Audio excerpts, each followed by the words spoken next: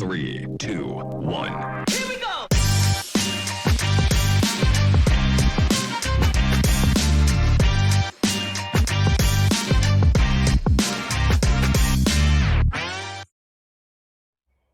Welcome back, ladies and gentlemen. I hope you had a fantastic December holiday, and if you didn't work, at least it was the festive season and things are a little bit quieter in any case. I'm so glad you're here. Please stay tuned for our interview a little bit later on, as well as news from our website. Stay tuned.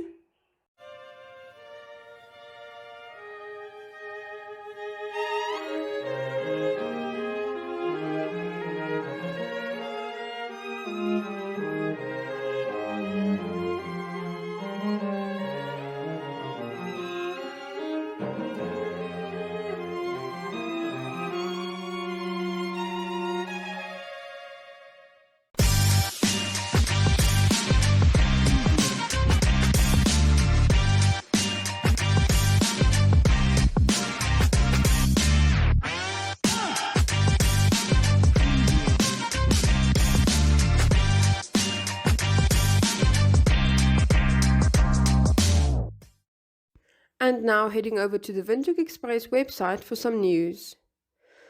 New Mayor Syed Governors highlighted the issue of the cost of water and its abuse on social media recently when she shared a video on Twitter of a man washing his car with a garden hose at a communal tap.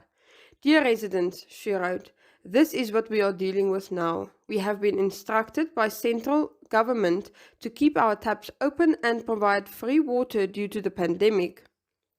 Residents' outstanding debt stands at around 90 million Namibian dollars and there is no obligation to pay.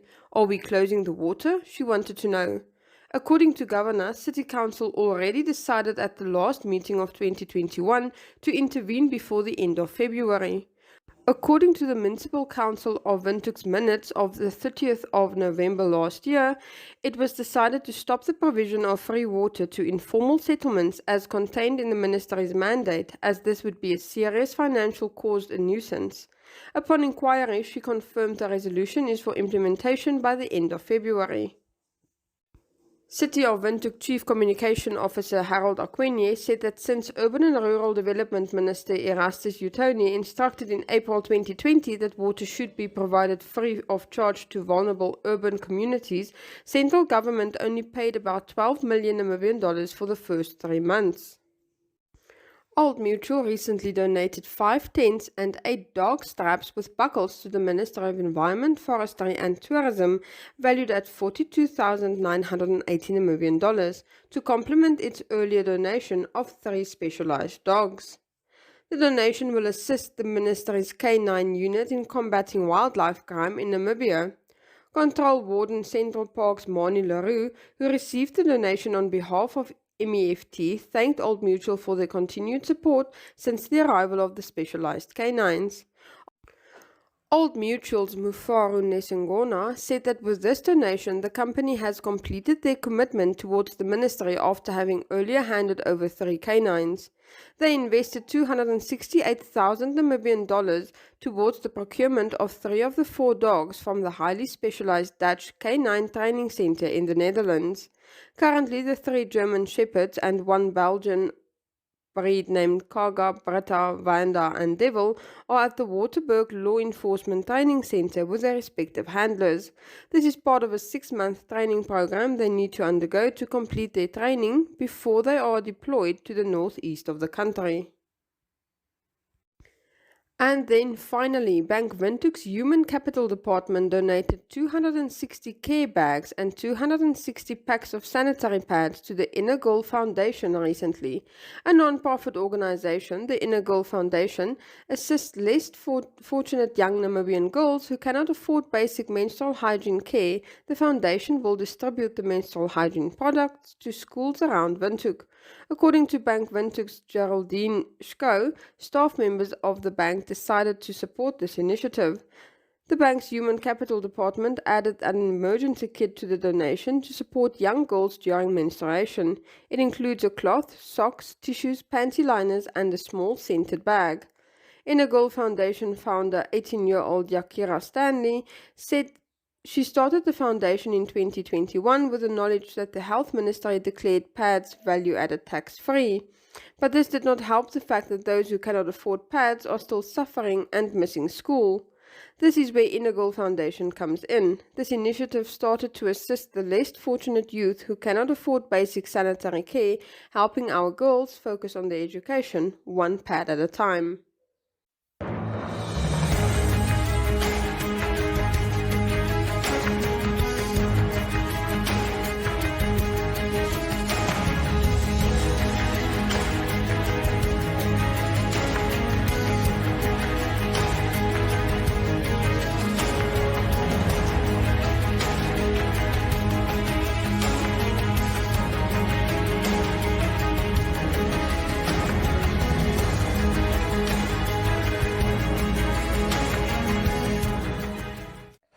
Welcome back, ladies and gentlemen. Today we are talking to Joseph and we are talking about his cleaning company. Joseph, quickly tell us, when did your cleaning company start? I started in 2016. Basically, we started with where I was basically staying. It was a government flat.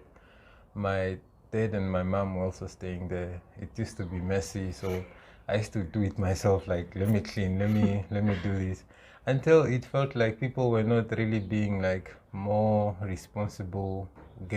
Someone doing it for free, not being paid.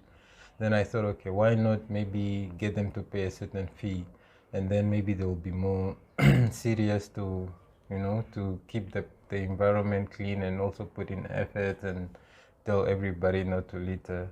So basically that's how I started. So I wrote up a list, I drew up a list, and I had information stating, dear attendants, we are proposing to clean your building for this amount. This includes cleaning, mopping, and the outside environment. And then at the back of it, there was also a list where they could put their names, contact details, and signature. So that's how it started. So then when it started, it was going well. I made some money. I'm like, oh, this is interesting. I'm not doing much. I'm just relaxing. And then someone came to me and he said, listen, you guys are doing good. Why don't you also approach other buildings as well? So then that's how the whole idea started. So we went from building to building. And then we also got some few places that were cleaning, like bars and different places. Yeah. And you've grown tremendously in the last couple of years. You have employed some people. Yeah, basically. So I would basically say our clients currently are like basically like 3,000. No, not 3,000, 300 actually, which is quite impressive. Yeah. And how large is your team at the moment? We are basically four currently. We are four, and sometimes we get people that help here and there, so it can be six. It also depends, and we also just mostly look at people that we can like really trust, basically. Yes. Yeah, it's all about trust. What does your services entail? Basically, we basically, okay, the first beginning, the way we started was basically sweeping, raking like bushes, cleaning the yard outside, and the floors, mopping and stuff, things like that. Mopping the floors, sweeping the floors, and also cleaning the outside like the inside and the environment, the yard outside. And that is actually how we started. And then we added some few services of like, okay, why also not collect like recyclable items, because these are things we run into like on a daily basis. And then also later on, I had my neighbors that I was staying with. They were always complaining about laundry and things like that. So then I met up with some friends that are going to UNAM, and to UNAM they're basically like ladies. So I thought, okay, why not? We have a washing machine. why not? Like, I mean, I know it's not meant for this, but let's see. So then we started. We also did. We do a few laundries for our clients as well. So that's how it works. So Do you have any expansion plans for the new year? basically we for now for this year next year, we if it goes out well, I was thinking of basically expanding, like basically going to the north as well, and then maybe after some 2 years or 3 years, maybe go outside Namibia, maybe to Angola or something. Yeah. Why is it important for Namibians to support local businesses like yourself? Um, I believe is that I believe if we get to support, I mean, Namibian businesses, we are basically will be self-equipped basically, so we don't have to really rely on other companies, other foreign companies which are already big. Why not actually develop our own businesses to also go outside? So instead of only letting other people come in, but I feel like if we also develop Namibian companies, they can also be a key role, not only in Namibia but also outside Namibia. For an example, even South Africa, even the world. So it's much of we can also as a Namibian country, you can also be recognized by other people as well. So yeah.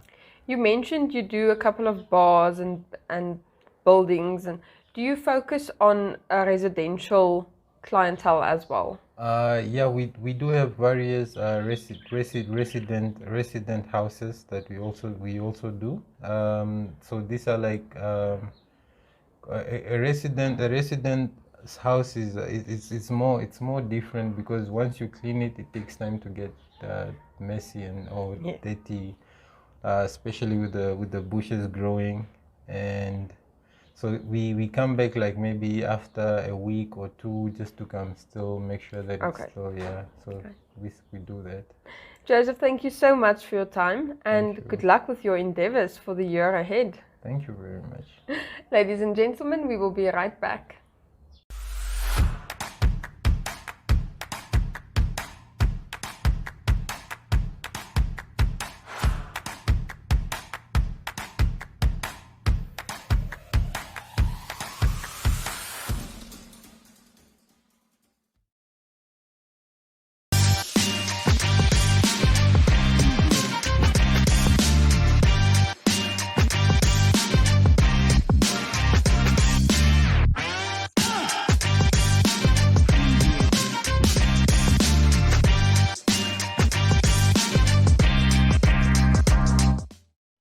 For today's life hack, if you have no idea what to do with leftover coffee grounds, don't toss them away, rather throw them in your garden for a nice nutritious meal for your plants. And next up, Jeanette Diergaard for your Flex Minute.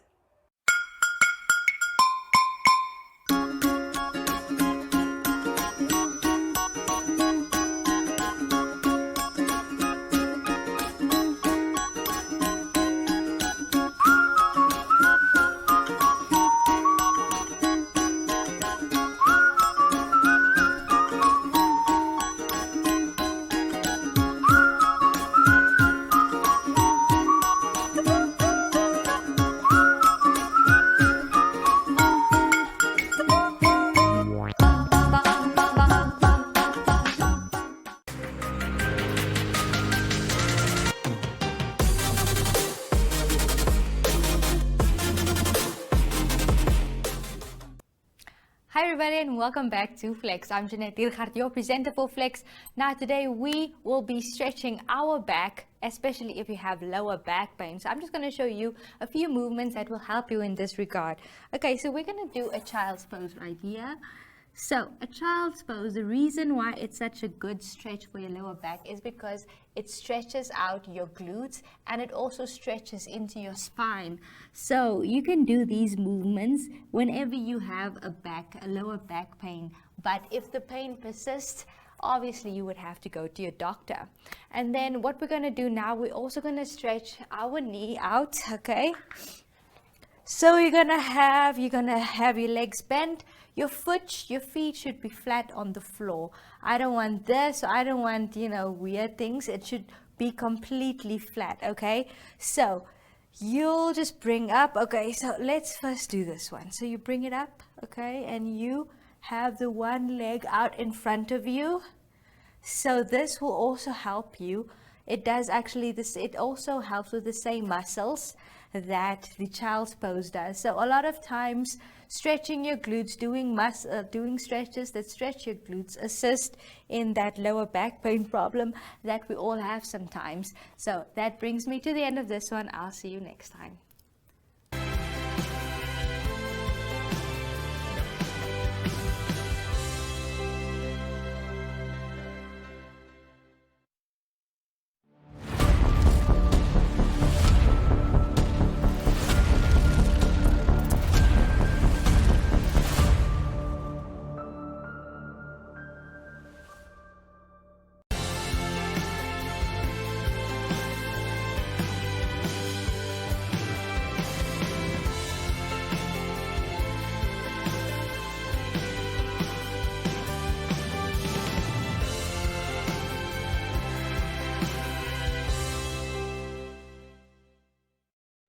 Well, ladies and gentlemen, that wraps up our program for today. Please join us again tomorrow where we will be talking homeschooling in Namibia.